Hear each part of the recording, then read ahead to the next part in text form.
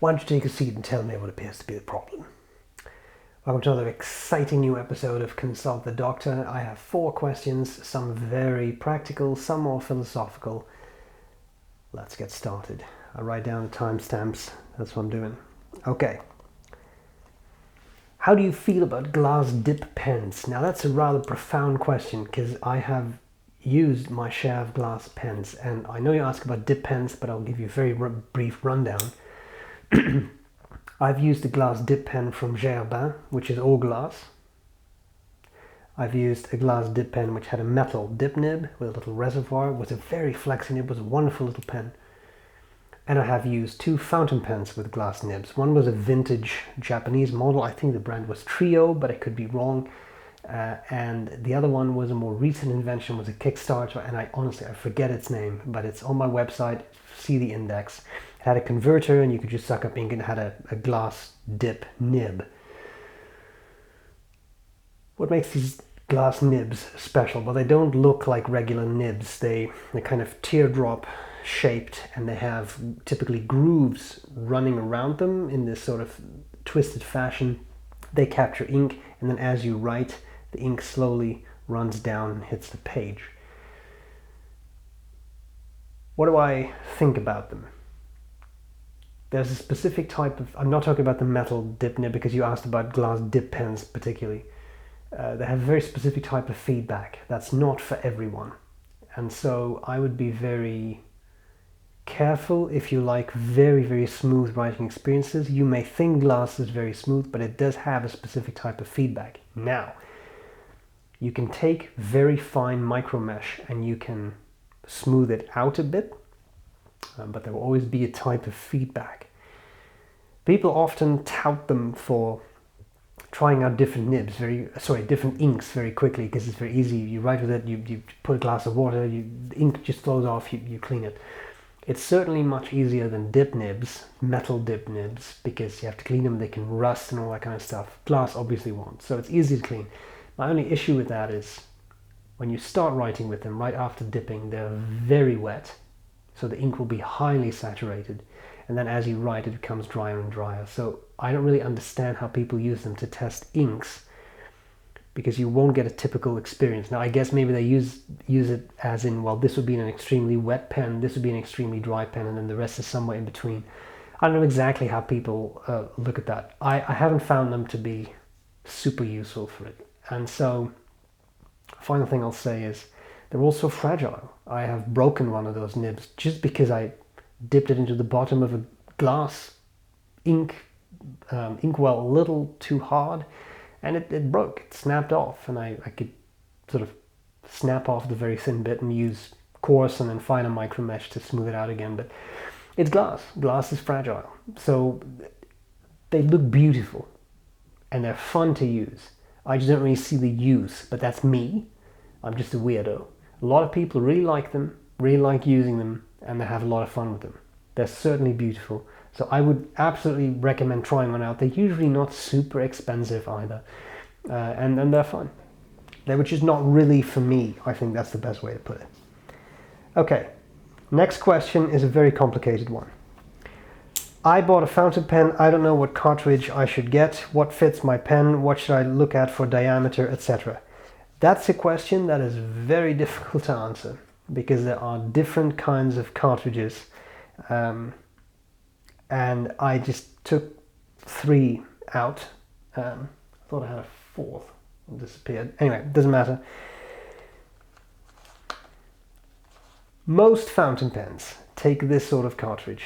Standard international short. And if there is a short, then there is also a standard international long. This is a Waterman cartridge. Pelican, same thing. When you buy them in a little box, you get this. Okay? These have, I don't know how well you can see this sort of nipple. That's standard international. Okay. Then we have, I guess I really should show you the other one, but I also don't want to stop my timer. So as always with B.R.E. Brown, what you see is what you get. I have to unplug my mic. Give me a second. I'm sorry.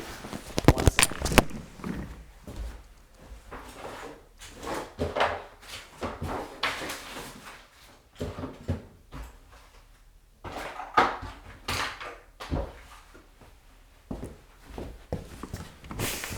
course, that had rolled off as far from my desk as it could, so I'm sorry. Two other common ones that you might see is Sailor. This is proprietary, so a lot of fountain pens can take Standard International, not necessarily the long Kaweco Sport. This won't fit, but this does fit. Then you have this. This is a Sailor cartridge. Look at the nipple. Different, yeah, different from Standard International. See that? Okay. Sailor. Then we have Platinum. Different yet again. But looks more like Sailor at the bottom than Standard International, but as you can see, wider beak. In fact, with a little bit of pushing, you might be able to fit that Sailor cartridge into the Platinum. I don't think you really can, but it's pretty close. There might be other types of cartridges that I'm kind of ignoring right now, but one that I've seen a lot recently is this. It looks like Standard International short. It is not. That one is open too, by the way, so I'm getting ink everywhere. The things I do for you people. Okay, I just love you. See, it's different. Look at these two nipples. Try to align them. I should have used the long for this because that one was closed anyway. This top one, I've seen it a lot recently. I've seen these a lot on Chinese pens. Chinese pens. Very hard plastic. I can barely squeeze this, whereas with International Short you can definitely squeeze it. That's what our teachers did in school. They put it in, squeeze it so you could write straight away. Seen these a lot. They don't necessarily fit. Sometimes they fit in the International and sometimes they don't. But their nipple is a little wider than the Standard International. How do you know? I don't know. I don't know. Because it depends. Most of the time, Standard International, especially short, will fit. But if you bought a Platinum, it won't fit. If you bought a Sailor, it won't fit. So I've shown you these shapes. Compare what you got. I'm assuming you got at least one cartridge with your pen compared to what I've shown you here. Now, if you're really in doubt, you can go to a brick and mortar pen store, but not everybody has those down the street, so to speak. So what I would do in such a case is post a picture on the Fountain Pen Network. It's a forum. Say, okay, I have this pen, this brand, what do you think would fit? And if you have a picture of the cartridge, show them a picture of the cartridge. And likely someone there will say, oh, that's a Sailor preppy Platinum device deluxe or whatever, because people there know everything. And then you know. And then from that point you can say, okay, I'm going to buy a box of Standard International long or whatever. So that's what I would do. But, you know, that's just me. It's hard to figure out though, and I'm not making fun of this person. If you're new to fountain pens, you wouldn't know. It can be hard to guess. Some companies, again, Sailor, Platinum, they're proprietary. Lamy, I didn't show you a Lamy cartridge, but it's proprietary. So yeah, I hope that helps. But post a picture online in the forum, and they'll help you out for sure. Okay, the third out of 4 questions I have is, how do you get a pen ready to write with when you get it? That's I think, a very interesting question. And I have a standard ritual. Here's what I do. First, I take the pen out of the box, otherwise you can't make it right. Okay. I have a little cup. I put in a couple drops, 2 drops, 3 drops. It's not an exact science. Dishwashing detergent. Not soap. Dishwashing detergent.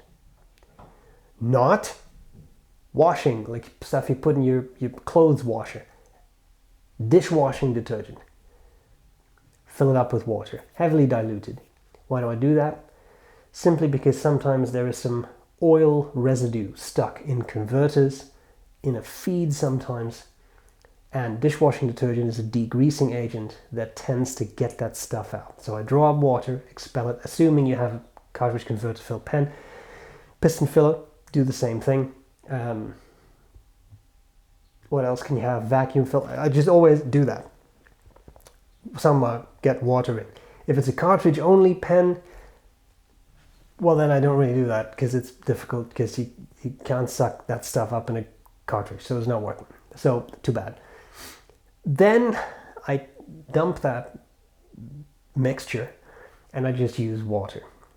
Just clean water, not distilled, just water from the tap. I've never had issues, but if you're really, really nervous about minerals or whatever, you could use distilled water. Suck that up, expel it, suck it up, expel it, suck it up, expel it, until the water that comes out is clear and is not foamy anymore, because you can see some foam typically in the feed.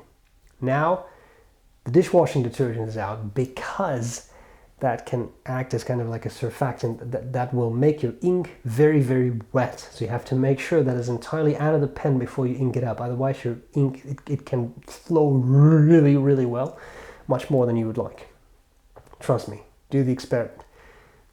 If you really want to do this experiment, take a syringe, suck up quite a bit of dishwashing detergent, put it in a converter, then suck up ink, put that in the same converter, write with it. You'll have an interesting experience. It's like giving your pen diarrhea, basically. That's what it'll look like. Now, once I have expelled all that water, it comes out clear, there's no more foam, the pen is good to go. I dry it off as well as I can, paper towel, whatever. I put in ink and then it writes, or not. If it doesn't write, you have to diagnose things further, but that's not for this particular video. I've talked about those kinds of things in the past. Usually it's an air exchange thing. Maybe try another converter or a different cartridge. Cartridge is not that prone to it. Sometimes it's the tines are too tight, whatever. These are things that you have to diagnose then, but that's my prepping a pen, and I found it very effective, and it works to me really well.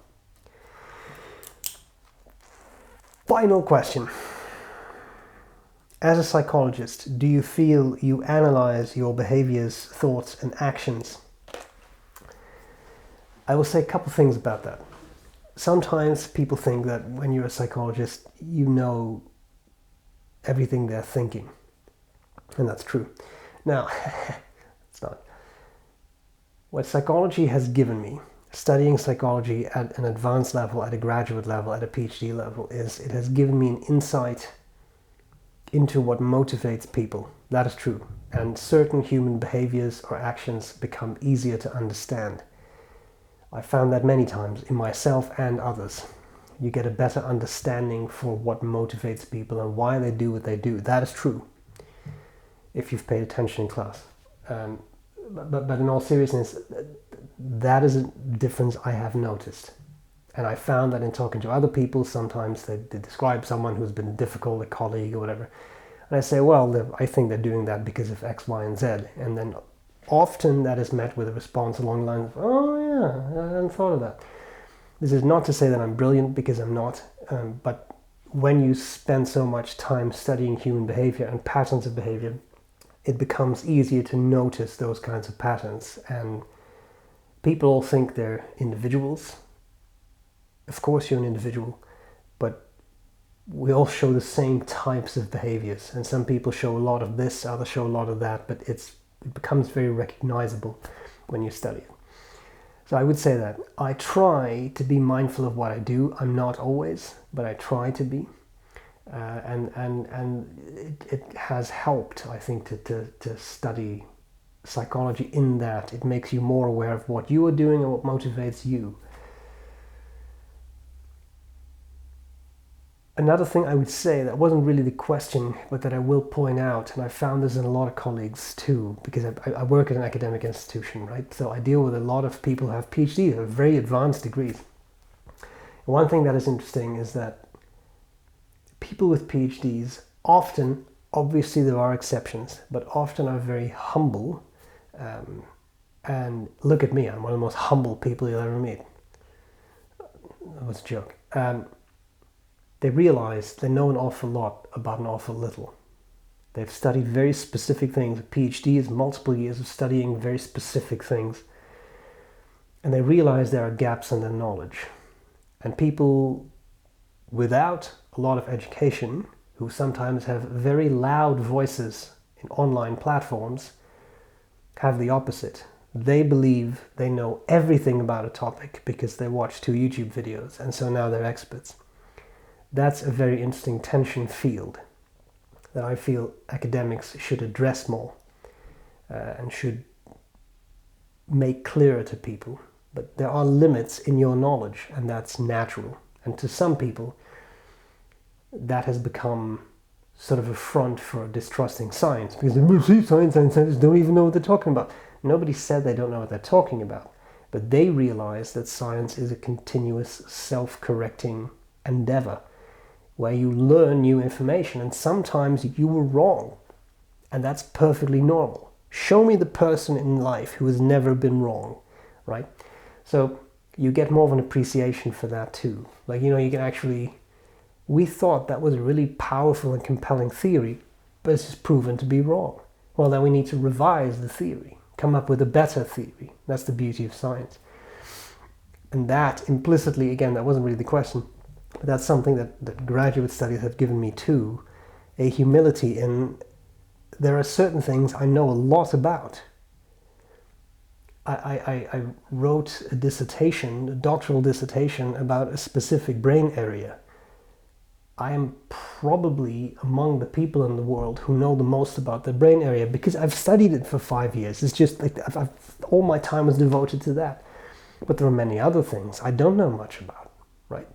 So, there you are. I hope that was an answer to your question. It was a very interesting question. Thank you so much for watching this episode of Consult the Doctor. If you have any other questions, please leave them below. It may take me a while, but I do try to get to all of them, right? So in time, I should, at some point, you'll see your question answered. And that's all there's to it. Thank you so much for watching. I really appreciate it. Keep asking me interesting questions. I really love it. And that's all there's to it. I'm glad to see you later. Bye.